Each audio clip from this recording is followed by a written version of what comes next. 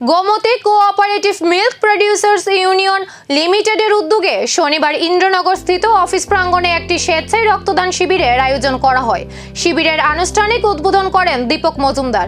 অনুষ্ঠানে উপস্থিত ছিলেন সংস্থার চেয়ারম্যান রতন ঘোষ সহ অন্যান্য কর্মকর্তা, কর্মী এবং আমন্ত্রিত অতিথিরা। মানবিক এই উদ্যোগে স্বেচ্ছায় রক্তদান করেন বহু রক্তদাতা। অনুষ্ঠানে রক্তদানের গুরুত্ব তুলে ধরে আয়োজকদের পক্ষ থেকে সাধারণ মানুষকে স্বেচ্ছায় রক্তদানে এগিয়ে আসার আহ্বান জানানো হয়। আয়োজকদের মতে নিয়মিত রক্তদান বহু মানুষের জীবন বাঁচাতে গুরুত্বপূর্ণ ভূমিকা পালন করে।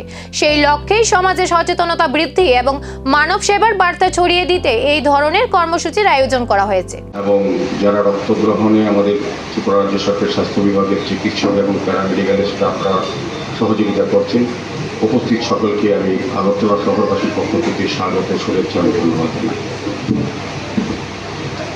আমি প্রথমেই রতনবাবুকে, মাননীয় চেয়ারম্যানকে, ওনার টিমকে ধন্যবাদ জানাই, ওনার বড় ডাইরেক্টর, যে এটা বিশেষ উদ্যোগ। উনি ওনার বক্তব্যে বলেছেন প্রথমবারের মতো এই সংস্থার উদ্যোগে রক্তদান শিবির হচ্ছে। এটা খুব ভালো দিক, আমি বলবো এটা ভালো মানসিকতার দিক।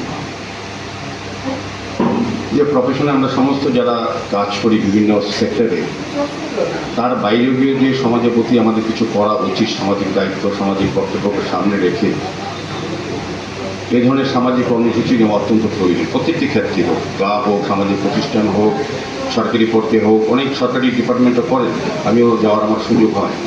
কিন্তু এই প্রথমবারের মতো আপনারা করেছেন, এখানে আমি সাধুবাদ জানাই। আমার বিশ্বাস থাকবে এটা ধারাবাহিকতা আপনারা রাখবেন।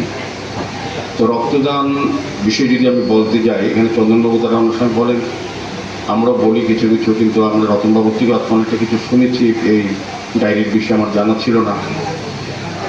তো রক্তদান মহদান আমরা বলি এই কারণে, যারা আজকে রক্ত দিচ্ছেন আমি বলবো তারা তাদের জীবনের শ্রেষ্ঠ কর্ম, শ্রেষ্ঠ মানব ধর্ম পালন করছে।